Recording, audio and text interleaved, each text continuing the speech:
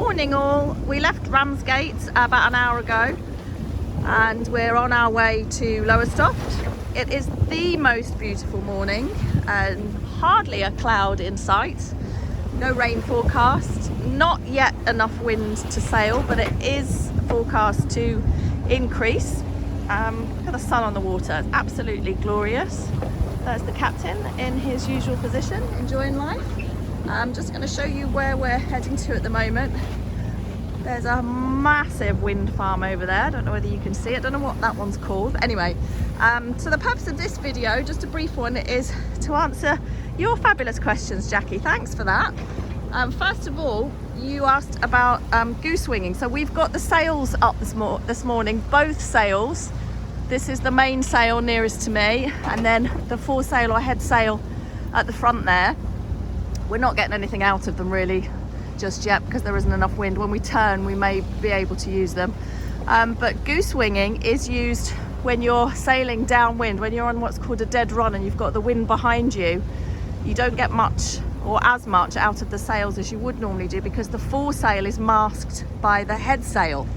So what you need to do is have them both out, one each side, but you can't do that with the foresail unless you've got that whisker pole that I talked about, which you can just about see there attached to the mast, and that comes out so that the mainsail can attach to it and it keeps it out to the side, so you've got one side and one the other, and the wind catches both of the sails. So that answers that question. Your other question about the cooker was a really good question about it being like a hammock. That's exactly it. It's what's called gimbaled, which means that there's a little lever at the bottom and you can unclip it so that it swings freely when you're at sea. So if you're heeled over to one side or the other, it means that when you're cooking a pan of beans, it doesn't spill because it keeps its level, which is really clever. And to answer the question about the chart plotter and putting in our route and major traffic, I will hand you over to the captain to tell you what we do. Okay, Captain, over to you. Jackie's questions are really interesting. You might want to come around this side, it's easier if you can see the screen. Well, I don't want to fall in the sea and I don't want to drop my phone, but I will try. Hold on. So the first question was, do you have an autopilot or a machine that tells you where to go? We do have a machine that does the steering, but we have to tell it. There's various ways it will work. We can tell it to hold the wind in a given position when we've got wind. At the moment we're waiting for it to come up, so right now it's just holding heading, but as you see I can tell it to look on a navigation course, to hold the wind in a certain position or to point in a certain direction, or just to leave it where I tell it to be, just to follow up. So at the moment we're following a heading.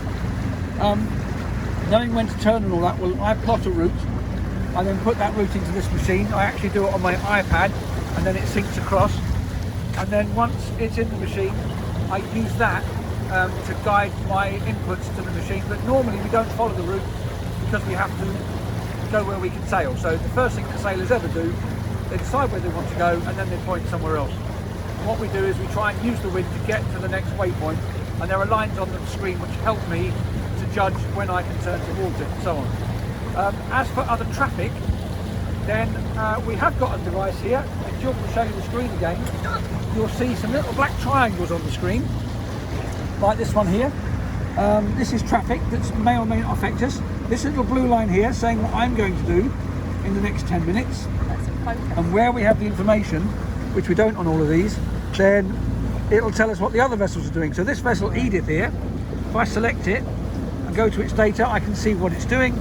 I can see its call sign, what it's carrying, that it's cargo, its length, its beam, its speed, its course, what it's doing. In this case it's anchored, so it's no conflict. And if necessary, we can communicate with each other to avoid. But it doesn't automatically tell us what to do. We have a thing called collision regulations which tell us what to do, and we have to, the commander of each vessel has to behave in a certain way so that we all know what's going to happen. That really is it. Really good questions, Jackie. Keep them coming. There's no such thing as a stupid question, and keep enjoying our little updates. That over there is the Kent coast. That's where we've come from. I did read the other day that it's bad luck for sailors to look back at port when they leave. Oh, just broke me off. So yeah, I don't know whether you can see there are a couple of big container ships over there, and that's the corner of the Kent coast. So shortly we'll be heading north.